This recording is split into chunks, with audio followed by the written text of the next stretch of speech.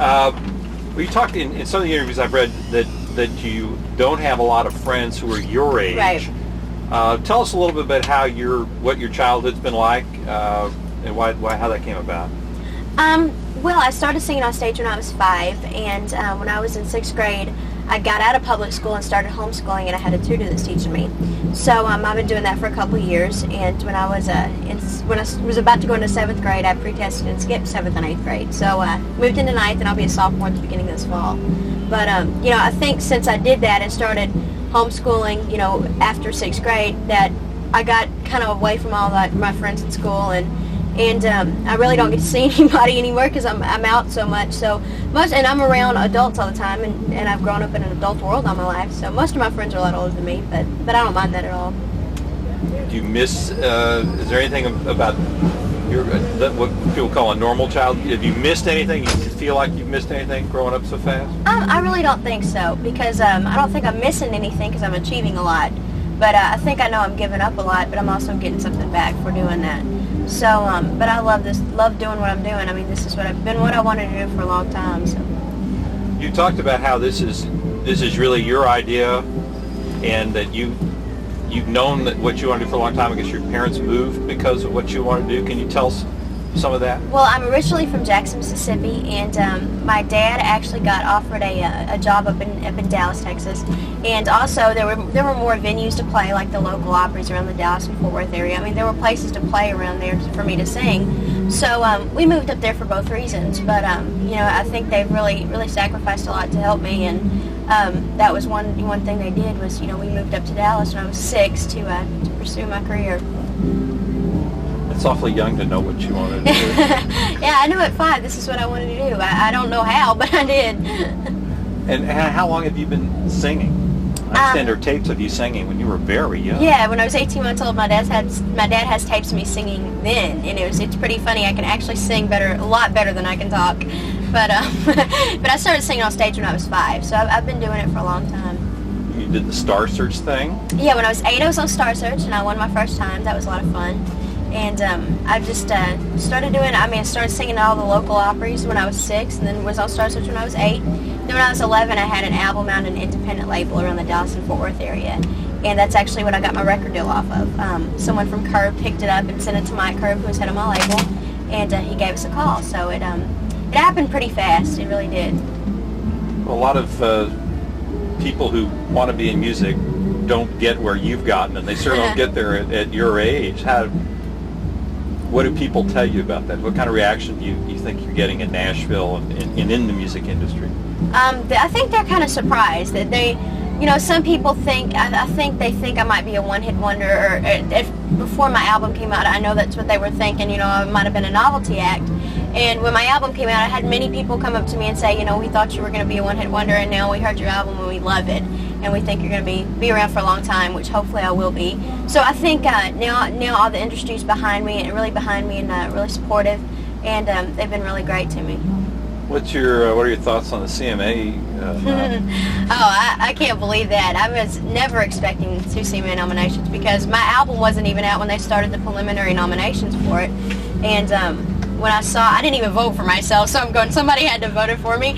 So when I saw my name on there, it was just really neat to see that I was nominated for 2 awards, and I'm not really expecting anything because this is my first year in the business and my first year in CMAs, and but it would be nice to go home with one of those awards, but I'm up against some great artists, so I'm not really expecting anything, but maybe it'll happen. How about radio airplay? Is that a sore subject with you at all? That some people don't think your song or the Blue fits into whatever the current country mode is? No, I don't think it's a sore subject or anything like that. But when Blue came out, it was totally different from the radio formats now, because a lot of what radio's playing now is like pop, kind of the pop contemporary country, and Blue was totally different from that. It's got the real traditional kind of Patsy Cline feel, and when we released it, I knew there was going to be some radio people that weren't too, they really weren't, probably not going to like it, but just might about not play it. So I understood that.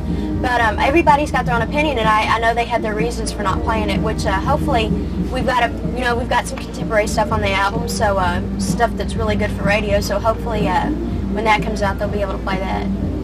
What were your thoughts when Blue started happening the way it happened?